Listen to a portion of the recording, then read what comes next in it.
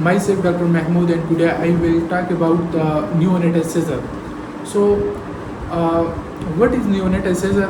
It is a sudden abnormal electrical activity in the brain of newborn. So there are certain terminology which is very important, that is epileptic seizure, non-epileptic seizure, and EEG seizure. So what is the differences? If you see the epileptic seizure, there will be convulsion plus EEG will show the epileptical activity. And non-epileptic seizure, there will be convulsion, but if you see an EEG, there will be no any epileptic activity. While in another hand, an EEG seizure, there will be no physical manifestation, but upon EEG, it will show the epileptical activity. Now the question is how the neonatal is different from the other type of seizure. As we know that the neonatal, it is more prone for the fits. So why and what's the reason behind it? The reason is the neonatal brain is immature and there is developing synaptic connections, while in another hand the adult type of brain is mature and there is developed network synaptic connection. There is no myelination, hence it is never generalized. There is no Jacksonian march. What is Jacksonian march? And Jacksonian march, initially it is focal, then become generalized. No threshold required for the seizure initiation, and the neonatal seizure, it is difficult to pick. Now for the causes of neonatal seizure, we have a mnemonic for it, that is time gun. So where T stand for trauma, like if a patient develop intracranial hemorrhage, if there is a bleeding inside the brain of newborn, so it is more prone for the fits. So it is the one of the major cause of the neonatal seizure. Secondly, if you see the infections, and the infection, there might be meningitis, encephalitis, and the torch infections. These are the leading infection which is goes toward the neonatal fits. The third is if there is a metabolic disturbance, if there is malformations, or if there is any sort of malignancy, so it can lead to neonatal fits.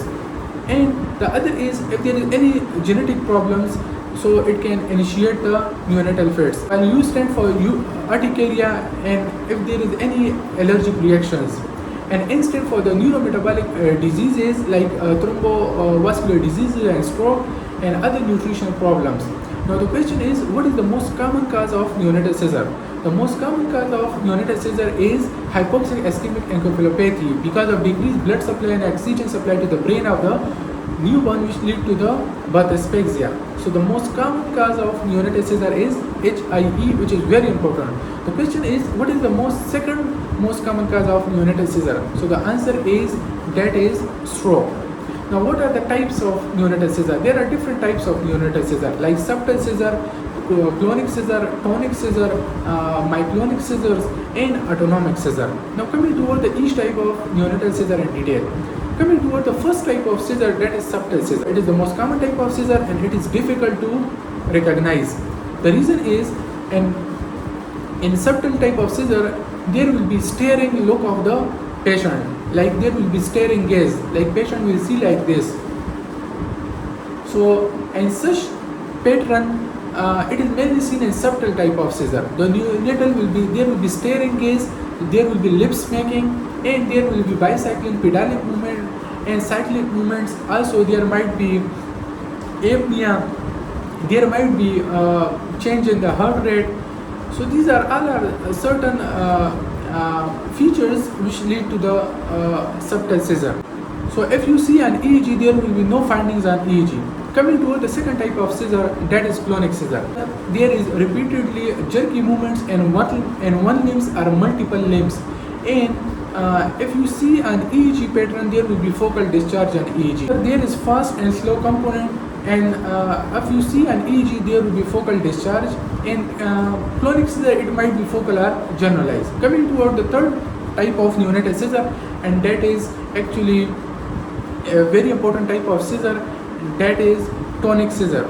Now in tonic seizure, if you see the patient, there will be fastly contraction and slowly release. Like patient will, the neonate will do like this. There will be fastly contract and slowly release. Fastly contract and slowly release. It is more commonly seen in preterm babies. It is might be focal or generalized. There will be repeatedly jerky movements without any slow component. There will be repeatedly movement, but there will be no any slow component present. Maybe focal, multifocal, and it can be general. Now the question is, which type of seizure having a best prognosis? So that is focal clonic seizure. Another question is, which type of seizure having worse prognosis? That is myoclonic seizure. What is seizure mimic means? Seizure mimic means what are those conditions that looks like a seizure but it's not actually seizure. There is preterm baby, if there is apnea and bradycardia, so in such condition that is apnea prematurity. It is not actually seizure. Other is jitterness. So jitterness, basically it is not a seizure, it is a tremor-like movements, and it is normal in first 24 hours. And the important is that there is no slow component and it is stimulus sensitive. Stimulus sensitive means if you touch the baby, so the tremor become stopped. The other is, if you see an EEG, there will be no any epileptic activity found on EEG. And if you see the patient, if you see the newborn, so the conscious level will be intact in this condition. Now coming toward the management plan of neonatal seizure, it's very important. First of all, you have to care about the airway breathing and circulation. So maintain the airway breathing and circulation. After that, you will rule out the cause. Like if there is hypoglycemia, then you have to give the 10% dextrose water and 20 ml per kg. That is followed by the glucose infusion through the same line. Say if there is hypocalcemia, and that condition you have to give the calcium glyconate and 2 ml per kg with the equal amount of distilled water. And if a baby is in shock, then in that condition you can give the normal saline bolus as well. Now coming toward the anti-epileptic drugs. So the latest guideline recommended the first line of anti-epileptic drug is phenobarbital. So the phenobarbital, the loading dose of phenobarbital is 20 mg per kg as loading dose, and then you will wait for 30 minutes. After 30 minutes, if the fits and seizure persist, then you can repeat the dose of phenobarbital with the 10 mg per kg. Again, you can repeat the same dose of 10 mg per kg phenobarbital after 30 minutes if it's not controlled. Like you must not exceed from the 40 mg per kg. So say if a patient is controlled with the loading dose of phenobarbital, then you have to give the maintenance dose of phenobarbital. The phenobarbital maintenance dose is 2.5 to 5 mg per kg IVBD. So important thing is this, that if the seizure is controlled by any epileptic drugs loading dose, then it's important that we should give the same anti-epileptic drugs maintenance dose. You should continue the maintenance dose of that particular anti-epileptic drug. Now coming towards just 2 to 3 important points regarding the phenobarbital. It is more potent, it causes sedation as well. It causes the electroclinical dissociation.